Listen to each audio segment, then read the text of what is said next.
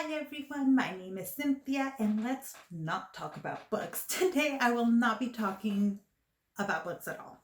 Instead, if all goes to plan, you are seeing this video on September 15th, which is the start of Latinx Heritage Month, Latinx-a-thon and Latinx Book Bingo.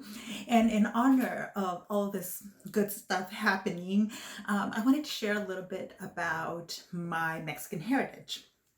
And I want to be really careful right off the bat to say that what I'm going to present is going to be kind of my version, my little slice of Mexico, because I'm very aware that Mexico is a big, very diverse country, and people have very different experiences in Mexico with Mexico.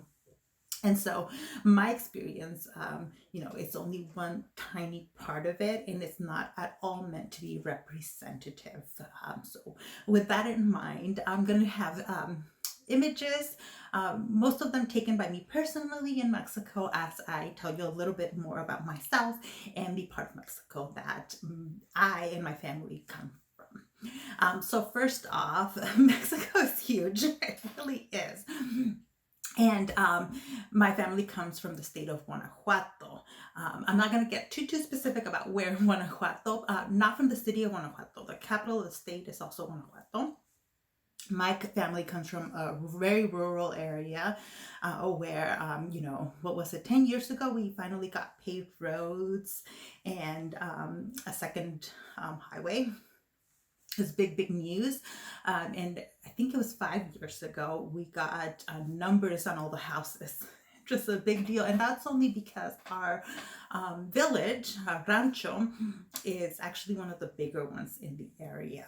But I was born in Mexico, but I only lived in Mexico for 5 years. So that's also a very important element of my experience with Mexico, that I grew up in California. Right, but once we were able to travel, I have been to Mexico a number of times, and I have a very deep emotional connection with my family's home. At the same time, there's also a big gulf there. For example, I know by looking at myself, by looking at my family's skin tone, that there's mixed heritage. There are family stories about, indigenous members of the family, but by the time you get to me, it's really a very different kind of story, right? We've been separated, and I definitely don't have a lot of knowledge of our indigenous roots, even or even our white roots either. Like, I have no clue what that mixture is. I've never taken those DNA tests or anything, and part of why I really have no clue is because in the state of Guanajuato, you had Spanish colonizers, but also French colonizers. And then in more recent times, there's been a lot of like American expats that move to Guanajuato. So there's all kinds of diversity within the state, and there's multiple indigenous groups in the nearby area. So I have never gone into a deep dive to pinpoint any of that, is what I'm trying to say. There is a story that I love in my family about a great grandfather who was indigenous, who refused to wear European clothes, and I just love that story, but I also have no way of verifying whether it's true or not. So, all right, hopefully you've been seeing some of the images of my little village in Mexico. We used to go a lot more.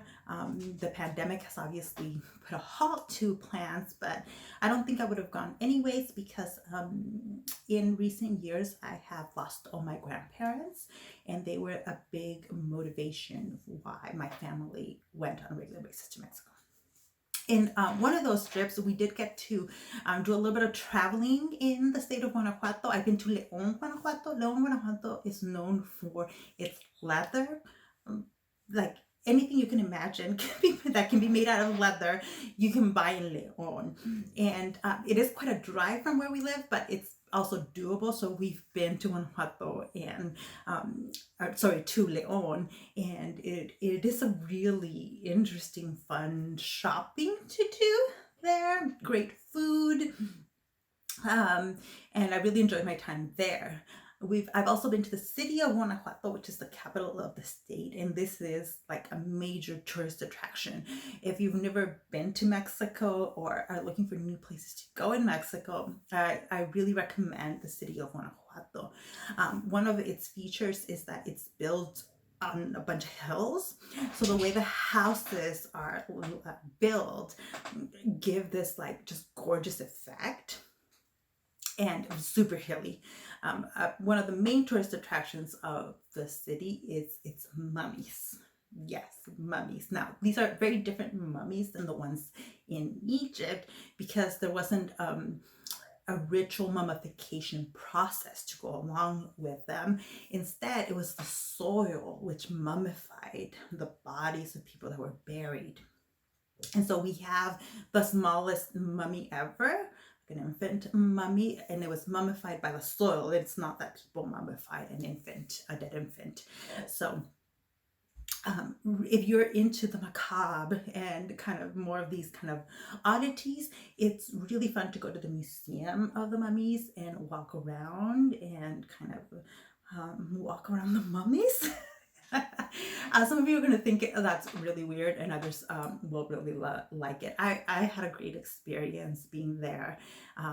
And again, the food and the people were amazing. There's a big university there that has exchange programs with a lot of American universities. So any students that are looking into it, the city of Guanajuato is a great place to do study abroad.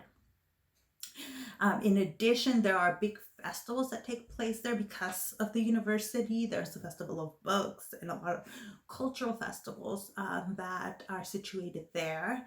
And so there's like always things happening in the city. I was lucky enough that one of my mom's cousins lived there, and so we were able to basically get a tour of the city from a native Guanajuato citizen. I don't know the next time that I will be able to go to Mexico, in part because of the pandemic, but also because, I don't no longer have those same connections that I had in the city of Guanajuato, but I know for sure I want to go back, even if it's a more self-guided tour, and it's something that is at the very top of my to-do list.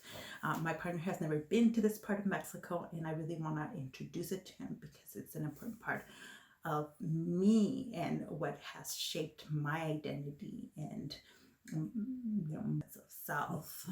So that's a little bit about me and where I come from.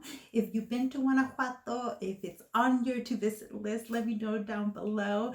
And thank you so much for watching. I'll see you in the next one. Bye.